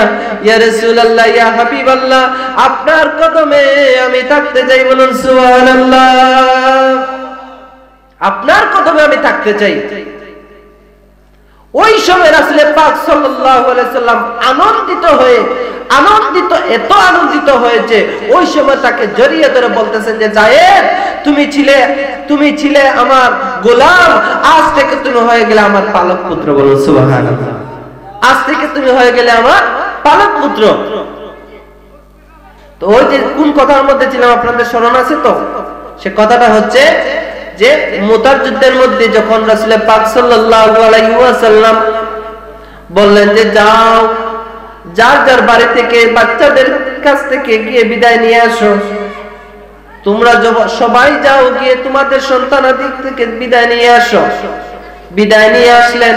নিশ্চিত জানতেন তারা নিশ্চিত জানতেন যে 3 জন সেনাপতির নাম ঘোষণা করেছেন, 3 জনেই সেখানের মধ্যে শাহাদাত বরণ করবেন। এটা তারা জানতেন। জানার পরও রাসূল পাক সাল্লাল্লাহু আলাইহি সাল্লামের আদেশ তারা মানতে অবাধ্য নয়। বলুন সুবহানাল্লাহ। রাসূল পাক সাল্লাল্লাহু আলাইহি সাল্লামের আদেশ অমান্য করেন নাই। রাসূল পাক সাল্লাল্লাহু আলাইহি সাল্লাম যা বলতেন, রাসূল পাক সাল্লাল্লাহু আলাইহি সাল্লাম যা কিছুই বলতেন, সব কিছু সাহাবায়ে কেরাম বিনা দ্বিধায় তারা কিন্তু পালন করে যেতেন। বলুন সুবহানাল্লাহ। রাসূল পাক সাল্লাল্লাহু আলাইহি সাল্লামের সব কিছু তারা সঠিকভাবে পালন করতেন। কখনো তারা রাসূল পাক সাল্লাল্লাহু আলাইহি সাল্লামের অবাধ্য হন নাই। শুধু তাই নয়, আমার আল্লাহ পাক রব্বুল আলামিন পবিত্র কুরআনুল কারীমের মধ্যে বলেন, ইয়া আইয়ুহাল্লাযীনা আমানু, হে ঈমানদারেরা, ইস্তাজিবু লিল্লাহি ওয়া লিরাসূলি ইযা দাআকুম, যখন তোমরা যে অবস্থায় থাকো না কেন, আমার হাবিব যখন তোমাদেরকে ডাক দিবেন, সাথে সাথে তোমরা সমস্ত কাজগুলো ফেলে আমার হাবিবের ডাকে সাড়া দাও। বলুন সুবহানাল্লাহ। কি বলতেছেন? যে আল্লাহর আদেশ। আল্লাহ বলতেছেন যে যখনই আমার হাবিব তোমাদেরকে যেই অবস্থায় ডাক দিবে, সেই অবস্থায় গিয়ে আমার হাবিবের কদমে তোমরা তার ডাকে সাড়া দাও। তার কারণ হলো, হযরত আবু যর মুআল্লা রাদিয়াল্লাহু তাআলা আনহু একদিন নামাজের মধ্যে ছিলেন। হযরত আবু যর মুআল্লা রাদিয়াল্লাহু তাআলা আনহু নামাজ পড়তেছেন। এমত অবস্থায় রাসূল পাক সাল্লাল্লাহু আলাইহি ওয়াসাল্লাম ডাক দিলেন, হে আবু যর মুআল্লা, হে আবু যর মুআল্লা। একবার নয়, দুইবার নয়, 3 বার ডাক দিলেন। ডাক দেওয়ার সাথে সাথে ওই সময় তিনি নামাজ অবস্থায় ছিলেন, নামাজ পড়তেছেন। এমত অবস্থায় তিনি কি করবেন তিনি তাড়াতাড়ি করে নামাজ আদায় শেষ করে আসলেন। নামাজ শেষ করে আসার পরে এসে বলতেছেন যে, ইয়া রাসূলুল্লাহ, ইয়া হাবিবাল্লাহ, আল্লাহর নবী, আমার আল্লাহ পাক রব্বুল আলামিন নামাজের মধ্যে ছিলাম, আমি আল্লাহ পাক রব্বুল আলামিনের সামনে দণ্ডায়মান ছিলাম। ইয়া রাসূলুল্লাহ, ইয়া হাবিবাল্লাহ, আমি নামাজের মধ্যে ছিলাম, আর ওই সময় আপনি ডাকতেছেন। এখন আমি কি করব? আমি কি নামাজ ভঙ্গ করে আপনার কাছে চলে আসব, নাকি নামাজ পড়ে চলে আসব? এই চিন্তা করতে করতে আমি তাড়াতাড়ি নামাজ শেষ করে চলে আসলাম। বলুন সুবহানাল্লাহ। কি বলতেছেন? যে ইয়া রাসূলুল্লাহ, আমি ভাবলাম যে আমি তো আল্লাহর দরবারে আল্লাহর সামনে দণ্ডায়মান নামাজ পড়তেছি, এমত অবস্থায় আমি কি করব? আমি নামাজ ভঙ্গ করে চলে আসব নাকি নামাজ শেষ করে চলে আসব? এই চিন্তা করে আমি তাড়াতাড়ি নামাজ আদায় করে চলে আসলাম। ওই সময় রাসূল পাক সাল্লাল্লাহু আলাইহি ওয়াসাল্লাম বললেন যে, হে আবু যর মুআল্লা, তুমি কি সেই আয়াত পড়ো নাই যে আমার আল্লাহ পাক রব্বুল আলামিন বলে দিয়েছেন, ইস্তাজিবু লিল্লাহি ওয়া লিরাসূলি ইযা দাআকুম, যখন আমার হাবিব তোমাকে ডাক দিবে সাথে সাথে তোমরা যে কোনো অবস্থায় থাকো না কেন আমার হাবিব এটাকে সাড়া দিবে। বলুন সুবহানাল্লাহ। আর একটু চিল্লায়ে বলুন সুবহানাল্লাহ। তাহলে সেই মুহাম্মদুর রাসূলুল্লাহ সাল্লাল্লাহু আলাইহি ওয়াসাল্লামের শানে যদি কেউ অবমাননা করে, সেই মুহাম্মদুর রাসূলুল্লাহ সাল্লাল্লাহু আলাইহি ওয়াসাল্লামের তাজিমে যদি কেউ বিন্দু পরিমাণ কৈফিয়ত আনে, তাহলে বুঝতে হবে তাদের অন্তরের মধ্যে আমার হাবিব মুহাম্মদুর রাসূলুল্লাহ সাল্লাল্লাহু আলাইহি ওয়াসাল্লামের প্রেম, মহব্বত, ভালোবাসা কোনো কিছু নাই। বলুন ঠিক কিনা? আর একটু জোরে বলেন ঠিক কিনা? সালাতুন ইয়া রাসূলুল্লাহ আলাইকুম, সালামুন ইয়া হাবিবাল্লাহ আলাইকুম, সালাতুন ইয়া রাসূলুল্লাহ আলাইকুম, সালামুন ইয়া হাবিবাল্লাহ। প্যারে হাজিরিন, বিষয় হলো রাসূল পাক সাল্লাল্লাহু আলাইহি ওয়াসাল্লামের মহব্বত যদি অন্তরের মধ্যে না থাকে, রাসূল পাক সাল্লাল্লাহু আলাইহি ওয়াসাল্লামের ভালোবাসা যদি আমাদের অন্তরের মধ্যে না থাকে, রাসূল পাক সাল্লাল্লাহু আলাইহি ওয়াসাল্লামের আনুগত্য যদি আমাদের মধ্যে না থাকে, তাহলে আমাদের জীবনটা বরবাদ হয়ে যাবে। জীবনটা কি হবে? বরবাদ হয়ে যাবে। কারণ কি? কারণ হচ্ছে মুহাম্মদুর রাসূলুল্লাহ সাল্লাল্লাহু আলাইহি ওয়াসাল্লামকে মানা, রাসূল পাক সাল্লাল্লাহু আলাইহি ওয়াসাল্লামের প্রেম মহব্বত, রাসূল পাক সাল্লাল্লাহু আলাইহি ওয়াসাল্লামের ভালোবাসা আমাদের অন্তরে এমন ভাবে জায়গা দিতে হবে যেইভাবে মুতার যুদ্ধের মধ্যে সাহাবায়ে কেরাম নিশ্চিত জানতেন, যাদেরকে আমির বানিয়ে দেওয়া হয়েছিল, যাদেরকে সেনাপতি দায়িত্ব দেওয়া হয়েছিল, তারা জানতেন যে নিশ্চিত যেহেতু রাসূল পাক সাল্লাল্লাহু আলাইহি ওয়াসাল্লাম বলেছেন যে আমার অমুক সাহাবী অমুক যদি শাহাদাত বরণ করে তাহলে অমুক, অমুক যদি শাহাদাত বরণ করে তাহলে অমুক, এইভাবে তিনজন সেনাপতি রাসূল পাক সাল্লাল্লাহু আলাইহি ওয়াসাল্লাম ঘোষণা দিয়ে দিলেন। আর এই ঘোষণা দেওয়ার সাথে সাথেই তারাও বুঝে গেলেন যে আল্লাহ পাক রব্বুল আলামিনের হাবিব মুহাম্মদুর রাসূলুল্লাহ সাল্লাল্লাহু আলাইহি ওয়াসাল্লাম যা কিছু বলেছেন, আমাদের নামের শেষে শহীদ বলেছেন, অবশ্যই আমরা সেখানের মধ্যে শহীদ হব। তারা নিশ্চিত জানতেন যে মুতার যুদ্ধে তারা শাহাদাত বরণ করবেন, তারপরও কিন্তু তারা রাসূল পাক সাল্লাল্লাহু আলাইহি ওয়াসাল্লামের আনুগত্য করার জন্য তারা সেই ময়দানে গিয়েছেন এবং যুদ্ধ করে শাহাদাত বরণ করেছেন। বলুন সুবহানাল্লাহ। আর যদি আমরা হতাম তাহলে কি করতাম? জীবনেও যাইতাম না। আমরা আমাদের বর্তমান সময়ে যে আমাদের যে ঈমান নিশ্চিত মৃত্যু, সেই অবস্থার মধ্যে কখনো আমরা যেতাম না। কিন্তু সাহাবায়ে কেরাম কতটুকু ইজ্জত করেছেন, কতটুকু মহব্বত করেছেন। সাহাবায়ে কেরাম কি পরিমাণ রাসূলকে ভালোবাসতেন, কি পরিমাণ ভালোবাসতেন। ওই যে আগে একটা কথা বলেছিলাম যে প্রস্তর রাসূল পাক সাল্লাল্লাহু আলাইহি ওয়াসাল্লামকে যে আমরা ভালোবাসতাম, রাসূল পাক সাল্লাল্লাহু আলাইহি ওয়াসাল্লাম নিজেও কিন্তু পেটের মধ্যে প্রস্তর বেঁধে ইসলামের খেদমত করেছেন। পেটের মধ্যে পাথর বেঁধে দিন রাত পরিশ্রম করে এই দিন ইসলামকে দুনিয়ার জমিনে কায়েম করেছেন। আর আজকে আমরা মুসলমান হয়ে মুসলমানিত্বের মধ্যে আমরা নাই। ঠিক কিনা বলুন? মুসলমানিত্বের মধ্যে আমরা নাই।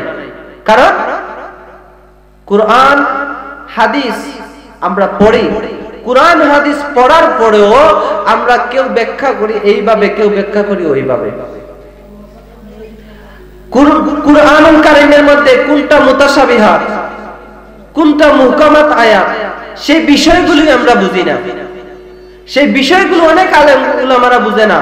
কিন্তু দেখা যায় নামের আগে এই 2 থেকে 3 হাত লম্বা টাইটেল, নামের পরে গদিনিসিন পীর, এমুক তমুক অনেক কিছু লাগানো, কিন্তু ইলমের লেশ মাত্র নাই। এমন ভাবে এই ইসলামটাকে ধীরে ধীরে এমন ভাবে মডিফাই করে এমন অবস্থার মধ্যে নিয়ে যাচ্ছে।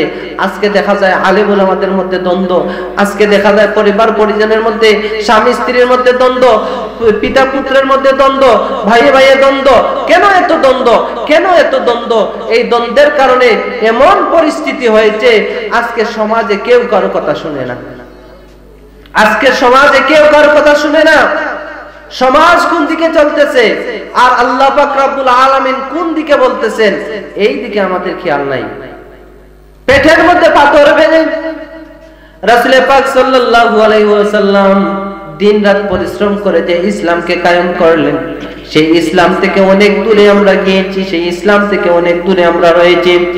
শুধু তাই নয়, রাসূল পাক সাল্লাল্লাহু আলাইহি ওয়াসাল্লামের সাহাবী, রাসূল পাক সাল্লাল্লাহু আলাইহি ওয়াসাল্লামের সাহাবী, তিনি দেখলেন যে রাসূল পাক সাল্লাল্লাহু আলাইহি ওয়াসাল্লাম পেটের মধ্যে পাথর বেঁধে তিনি কাজ করতেছেন, কঠোর পরিশ্রম করতেছেন। তিনি একটা দৌড় দিয়ে বাড়িতে গেলেন। বাড়িতে এসে বললেন, বিবি রে, ও আমার বিবি, দিনের নবী মুহাম্মদুর রাসূলুল্লাহ সাল্লাল্লাহু আলাইহি ওয়াসাল্লাম আজকে 3 দিন হলো তিনি কোনো খাবার খান নাই। 3 দিন হলো এত পরিশ্রম করতেছেন, এখন কি করব? পেটের মধ্যে পাথর বাঁধা। এই পাথর বাঁধা দেখি তো আমার অন্তরের মধ্যে আর বসে থাকতে পারলাম না। একটু আমাকে বলো ঘরের মধ্যে কি রয়েছে, ঘরের মধ্যে কি রয়েছে? তখন ওই সাহাবীর স্ত্রী বললেন, হ্যাঁ আমার স্বামী, ঘরের মধ্যে 1 সা পরিমাণ আটা রয়েছে, আর কোনো কিছু নাই। ওই সময় রাসূল পাক সাল্লাল্লাহু আলাইহি ওয়াসাল্লামের সেই সাহাবী হযরত জাবির বিন আব্দুল্লাহ সাহাবী, তিনি বললেন যে ঠিক আছে, ওইগুলো রুটি বানাও, আর একটা শাবক রয়েছে, আর একটা ছাগলের বাচ্চা রয়েছে, সেটাকে তিনি জবাই করে দিয়ে তিনি কেটে দিয়ে গেলেন যে যা, এগুলো তুমি রান্না করো, আমি গিয়ে রাসূল পাক সাল্লাল্লাহু আলাইহি ওয়াসাল্লামকে বলে আসি, রাসূল পাক সাল্লাল্লাহু আলাইহি ওয়াসাল্লাম যাতে আজকে আমার বাড়িতে দাওয়াত গ্রহণ করেন। বলুন সুবহানাল্লাহ। তিনি তার একটা ছাগলের বাচ্চাকে তিনি কেটে জবাই করে স্ত্রীর হাতে দিয়ে গেলেন, আর বললেন যে তুমি আটা দিয়ে রুটি বানাও, আমি রাসূল পাক সাল্লাল্লাহু আলাইহি ওয়াসাল্লামকে নিয়ে আসতেছি। তখন তিনি গেলেন, গিয়ে বললেন, ইয়া রাসূলুল্লাহ, ইয়া হাবিবাল্লাহ, আল্লাহর নবী, পেটের খিদায় আপনি এত কাতর হয়েছে, তারপরও আপনি বলতেছেন না, ইয়া রাসূলুল্লাহ, আমার ঘরের মধ্যে 1 সা পরিমাণ আটা রয়েছে, আর একটা ছোট্ট ছাগলের বাচ্চা, সেটাকে আমি জবাই করে নিয়ে এসেছি। ইয়া রাসূলুল্লাহ, আপনি এবং 2-1 সাহাবী যদি চলে আসেন, দাওয়াত গ্রহণ করেন, তাহলে হয়তো ইয়া রাসূলুল্লাহ আপনারা পেট ভরে খেতে পারবেন। বলুন না সুবহানাল্লাহ। যখন এই কথা বললেন, তখন রাসূল পাক সাল্লাল্লাহু আলাইহি ওয়াসাল্লাম ডাক দিয়ে বললেন, হে আমার সাহাবায়ে কেরাম সবাই শুনো, হে আমার সাহাবায়ে কেরাম সবাই শুনো, আজকে আমার জাবেরের বাড়িতে দাওয়াত, সবাই দাওয়াত গ্রহণ করো। বলুন সুবহানাল্লাহ। কি বলতেছেন যে আজকে আমার জাবেরের বাড়িতে দাওয়াত, সে দাওয়াত দিয়েছে, সবাই দাওয়াত গ্রহণ করো। অল্প পরিমাণ আটা আর একটা ছোট্ট ছাগলের বাচ্চা। এত সাহাবায়ে কেরাম কিভাবে তারা এগুলো এত সাহাবায়ে কেরাম কিভাবে জাবের রাদিয়াল্লাহু তাআলা আনহু সেটাকে সামাল দিবেন? তিনি লজ্জার মধ্যে পড়ে গেলেন। রাসূল পাক সাল্লাল্লাহু আলাইহি ওয়াসাল্লাম বললেন যে, হে জাবের, এক কাজ করো, তুমি চলে যাও, গিয়ে তোমার স্ত্রীকে বলবে যাতে যাতে আমি আসার পরে বলে, এবং এই যে খাসির যে ছাগলের যে গোশত, সে পাত্রটা যেন সে উদাম না করে, ঢাকনা দিয়ে রেখে দিও। ঢাকনা দিয়ে রেখে দিলেন, ঢাকনা দিয়ে ঢেকে রাখলেন। সাহাবায়ে কেরামদেরকে নিয়ে রাসূল পাক সাল্লাল্লাহু আলাইহি ওয়াসাল্লাম গেলেন। গিয়ে রাসূল পাক সাল্লাল্লাহু আলাইহি ওয়াসাল্লাম নিজে ওই পাত্র থেকে গোশত দিচ্ছেন, আর ওই পাত্র থেকে রুটি দিচ্ছেন। এইভাবে রুটি দিতে দিতে প্রায় 2000 সাহাবী প্লাস হবে, সবাই সেই দাওয়াত গ্রহণ করেছে। বলুন সুবহানাল্লাহ। অল্প পরিমাণ ছিল, এত সাহাবায়ে কেরাম কিভাবে খাইলেন, কিভাবে খাইলেন? অবশ্যই অবশ্যই রাসূল পাক সাল্লাল্লাহু আলাইহি সাল্লাম আল্লাহ পাক রব্বুল আলামিনের যে ক্ষমতা, যে পাওয়ার দিয়েছেন, সেই পাওয়ারের বলে রাসূল পাক সাল্লাল্লাহু আলাইহি সাল্লাম সেখানের মধ্যে হাত দেওয়ার কারণে সেখানে বরকত হয়ে গিয়েছে। বলুন সুবহানাল্লাহ। সেই বরকতের নবী, রহমতের নবী মুহাম্মদুর রাসূলুল্লাহ সাল্লাল্লাহু আলাইহি সাল্লামের সাথে যারাই বেয়াদবি করে না কেন, যারাই রাসূল পাক সাল্লাল্লাহু আলাইহি সাল্লামের সাথে বেয়াদবি করে না কেন, সবাই একদিন না একদিন ধ্বংসের দিকে নিমজ্জিত হবে, ঠিক কিনা বলুন? একজন বলেছিল যে মিলাদে তাবাররুককে পায়খানার সাথে তুলনা করেছিল, কিন্তু দেখা গেল শেষ পর্যন্ত সে তার মুখ দিয়েই পায়খানা বের হয়ে মরেছে। বলুন নাউজুবিল্লাহ। আরেকজন বলেছিল রাসূল পাক সাল্লাল্লাহু আলাইহি সাল্লামের মিলাদকে নিয়ে কটূক্তি করেছিল, শেষ পর্যন্ত মরার আগে তার মুখটা বানরের মুখের মতো হয়ে গিয়েছিল। নাউজুবিল্লাহ বলেন। এইভাবে যারাই রাসূল পাক সাল্লাল্লাহু আলাইহি সাল্লামের শানে, রাসূল পাক সাল্লাল্লাহু আলাইহি সাল্লামের মানে আঘাত করবে, তারা অবশ্যই অবশ্যই ধ্বংস হবে, ঠিক কিনা বলুন? কারণ মুহাম্মদুর রাসূলুল্লাহ সাল্লাল্লাহু আলাইহি সাল্লামকে আল্লাহ পাক রব্বুল আলামিন তার প্রিয় হাবিব হিসেবে পাঠিয়েছেন, যার কারণে মুহাম্মদুর রাসূলুল্লাহ সাল্লাল্লাহু আলাইহি ওয়াসাল্লামের অবমাননা স্বয়ং আল্লাহ পাক রব্বুল আলামিন সহ্য করেন না। বলুন সুবহানাল্লাহ। স্বয়ং আল্লাহই সহ্য করেন না রাসূলের শানে কেউ বেয়াদবি করুক। সেখানে আমরা মুসলমান দাবি করি, কিন্তু অনেক সময় মুসলমান দাবি করার পরও আমরা রাসূল পাক সাল্লাল্লাহু আলাইহি ওয়াসাল্লামের সাথে বেয়াদবি করি। রাসূল পাক সাল্লাল্লাহু আলাইহি ওয়াসাল্লামের সাথে বেয়াদবি করার কারণে কোন দিকে যে তাদের অবস্থান চলে যাচ্ছে সেটা তারা নিজেই জানে না। আল্লাহ পাক রব্বুল আলামিন যেন তাদের প্রত্যেককে বুঝার তৌফিক দান করেন, সবাই বলেন আমিন। প্রিয় হাজিরিন, রাসূল পাক সাল্লাল্লাহু আলাইহি ওয়াসাল্লাম কেমন রহমতের নবী, কেমন মায়ার নবী, কেমন মহব্বতের নবী। যখন রাসূল পাক সাল্লাল্লাহু আলাইহি ওয়াসাল্লাম হযরতে জাবের রাদিয়াল্লাহু তাআলা আনহুর বাড়িতে দাওয়াত গ্রহণ করলেন, দাওয়াত গ্রহণ করার পরে সেখানে গেলেন, সেখানে গিয়ে তিনি পাত্র থেকে রুটি দেওয়া শুরু করলেন। রুটি এত বেশি পরিমাণ হয়ে গেল, রুটি দিতেই আছেন কিন্তু কমতেছে না। কিন্তু 100 পরিমাণ, বেশি হবে না, 10 থেকে 12টা রুটি হবে। কিন্তু রাসূল পাক সাল্লাল্লাহু আলাইহি ওয়াসাল্লাম প্রায় 2000 প্লাস সাহাবায়ে কেরামদেরকে দের মধ্যে এগুলো বন্টন করে দিয়েছিলেন। বলুন সুবহানাল্লাহ। শুধু তাই নয়, 1 থেকে 1.5 কেজি পরিমাণ গোশত হবে, সেই গোশত দিয়ে প্রায় 2000 প্লাস সাহাবায়ে কেরামদেরকে আপ্যায়ন করেছিলেন। বলুন সুবহানাল্লাহ। এরপরে দেখা গেল পাত্রর মুখ খোলার পরে দেখা গেল যে পরিমাণ রুটি ছিল সেই পরিমাণ রুটি রয়েছে, যে পরিমাণ গোশত ছিল সেই পরিমাণ গোশত রয়েছে। বলুন সুবহানাল্লাহ। তাহলে দেখেন কিভাবে রহমতের নবী, কিভাবে মায়ার নবী, আর এই নবীর মহব্বত আমাদের অন্তরের মধ্যে নাই। আর এজন্য রাসূল পাক সাল্লাল্লাহু আলাইহি সাল্লাম বলেছেন যে লা ইউমিনু আহাদুকুম হাত্তা আকুনা আহাব্বা ইলাইহি মিন ওয়ালিদিহি ওয়া ওয়ালাদিহি ওয়ান নাসি আজমাইন। সুবহানাল্লাহ। বলতেছেন যে ওই ব্যক্তি ততক্ষণ পর্যন্ত খাঁটি মুমিন হতে পারবে না যতক্ষণ পর্যন্ত আমি নবী তার জীবনের চাইতে, তার পরিবার পরিজনের চাইতে বেশি আমাকে মহব্বত না করবে। সাহাবায়ে কেরাম তাদের নিজের জীবনের চাইতে বেশি মহব্বত করেছেন। তারা জানতেন মুতার যুদ্ধের মধ্যে গেলে আর তারা ফিরে আসবেন না। তারা জানতেন যে ফিরে যে এই মুতার যুদ্ধের মধ্যে যদি যাই তাহলে আর ফিরত আসবো না। তারপরেও কিন্তু সাহাবায়ে কেরাম বিনা দ্বিধায় কোনো প্রতিবাদ করেন নাই।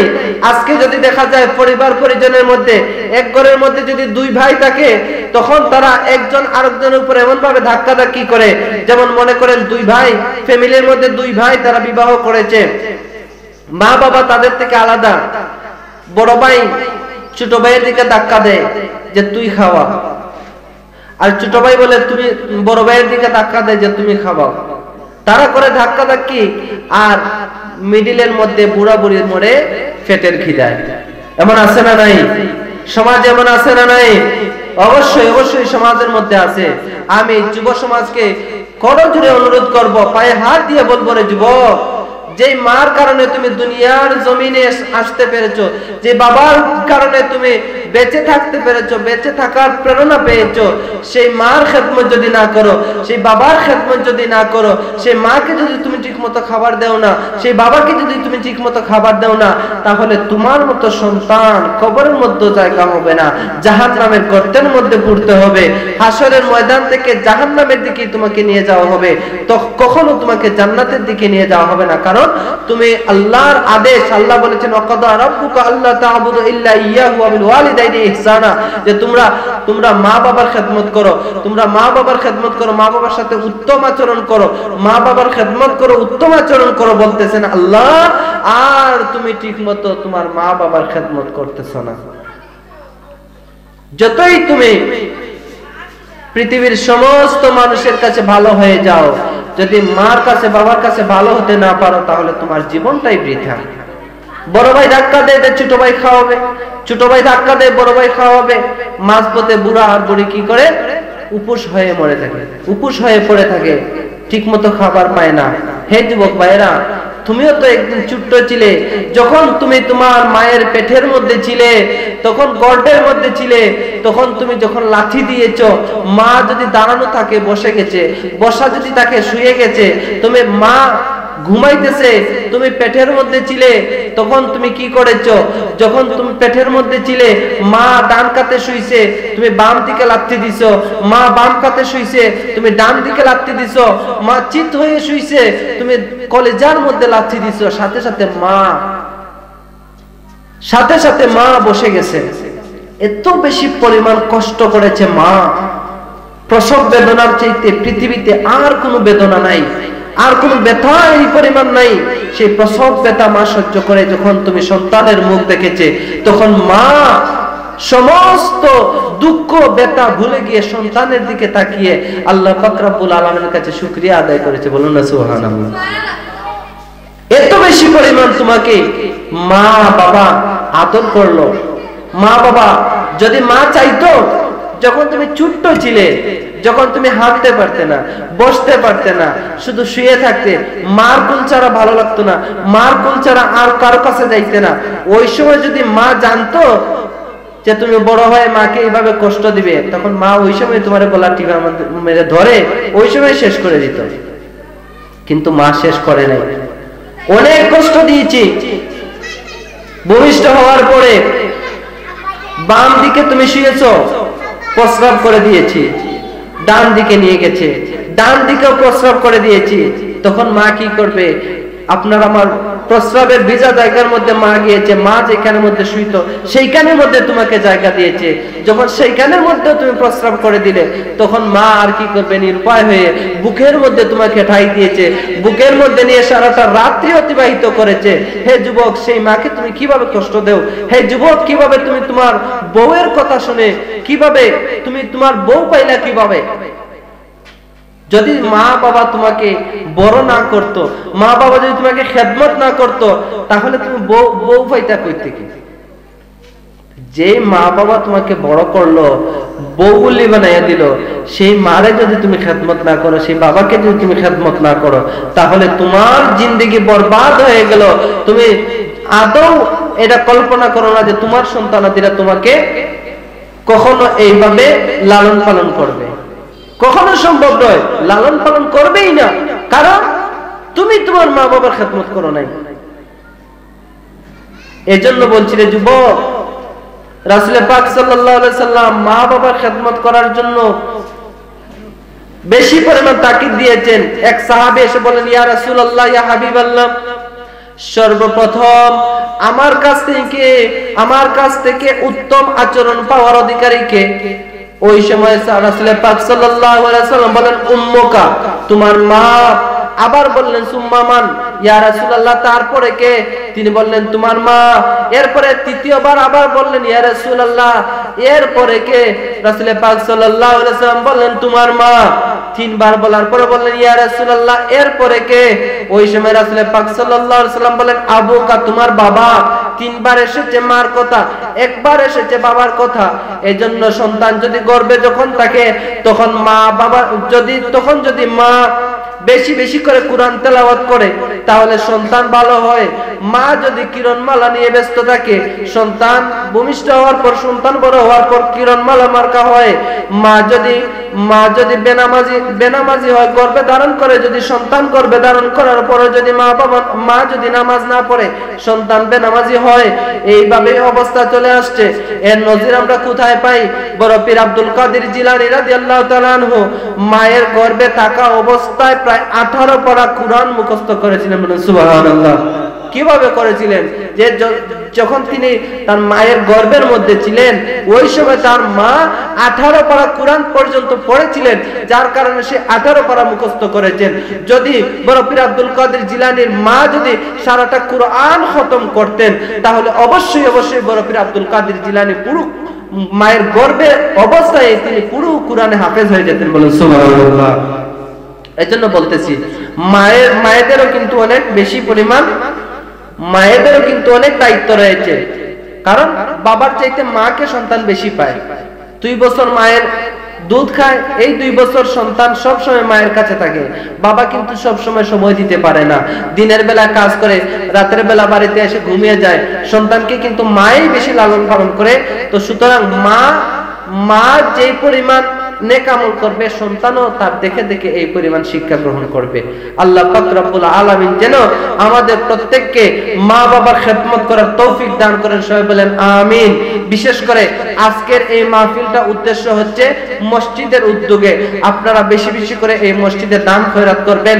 কারণ আল্লাহ পাক রব্বুল আলামিনের প্রিয় হাবিব মুহাম্মদুর রাসূলুল্লাহ সাল্লাল্লাহু আলাইহি ওয়াসাল্লাম বলেছেন, যে ব্যক্তি আল্লাহর ঘর মসজিদে যেই পরিমাণ দান করবে, সেই পরিমাণ আল্লাহ পাক রব্বুল আলামিন জান্নাত নির্মাণ করবেন। বলুন সুবহানাল্লাহ। এখন যদি আমরা একটা ইট দিয়ে মসজিদের মধ্যে শরীক হই, একটা ইট যদি দেই, তাহলে জান্নাতের মধ্যে একটা ইটের অধিকারী হব। আর দুনিয়া ধ্বংস হয়ে যাবে, কিন্তু মসজিদ কখনো ধ্বংস হবে না। কারণ মসজিদ ওই সময় আল্লাহ পাক রব্বুল আলামিনের দরবারে উঠে যাবে।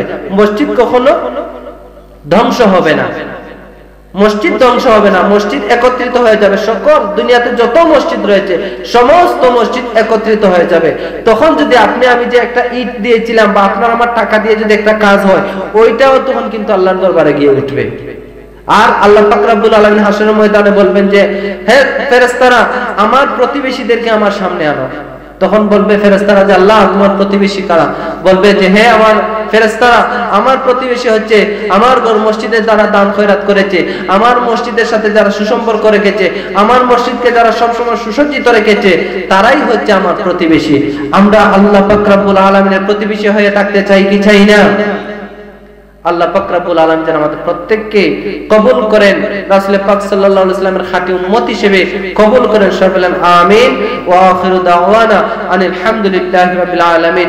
সাল্লাল্লাহু আলা সাইয়্যিদিনা মাওলানা মুহাম্মদ ওয়া আলা আলিহি ওয়া আসহাবিহি ওয়া সাল্লাম। আল্লাহুম্মা আমিন। ইয়া আরহামার রাহিমিন, আল্লাহ আজকের এই মাহফিলকে কবুল ফরমাও। আল্লাহ এই মাহফিলের মধ্যে যারা টাকা দিয়া, পয়সা দিয়া আল্লাহ সেবা করেছেন, আল্লাহ এই মাহফিলকে যারা সফল করেছেন, প্রত্যেককে তুমি নেক হায়াত দান করে দাও। আল্লাহ বিশেষ করে আজকের মাইকটা অত্যন্ত ভালো পেয়েছে। আল্লাহ তোমার যে বান্দা আজকের এই মাহফিলের মধ্যে মাইক দিয়েছে, আল্লাহ তোমার বান্দার নেক উদ্দেশ্যকে কবুল ফরমাও। আল্লাহ আজকে এই প্যান্ডেলের ব্যবস্থা যারা করেছেন, আল্লাহ যারা তোমার বান্দা, এক বান্দা তাবারুকের ব্যবস্থা করেছেন, আল্লাহ সেই তাবারুককেও তুমি কবুল ফরমাও। তোমার বান্দার এই তাবারুককে উসিলা বানাইয়া তোমার বান্দার জীবনের तमाम গুনাহ খাতা maaf করে দাও। আল্লাহ তোমার বান্দা যে উদ্দেশ্য নিয়ে আজকে তাবারুকের ব্যবস্থা করেছে, আল্লাহ তোমার বান্দার সেই উদ্দেশ্যকে তুমি কবুল আর মঞ্জুর ফরমাও। বিফadli সুবহান রাব্বিকা রাব্বিল ইজ্জাতি আম্মা ইয়াসিফুন ওয়া সালামুন আলাল মুরসালিন ওয়া লা ইলাহা ইল্লাল্লাহু মুহাম্মাদুর রাসূলুল্লাহ।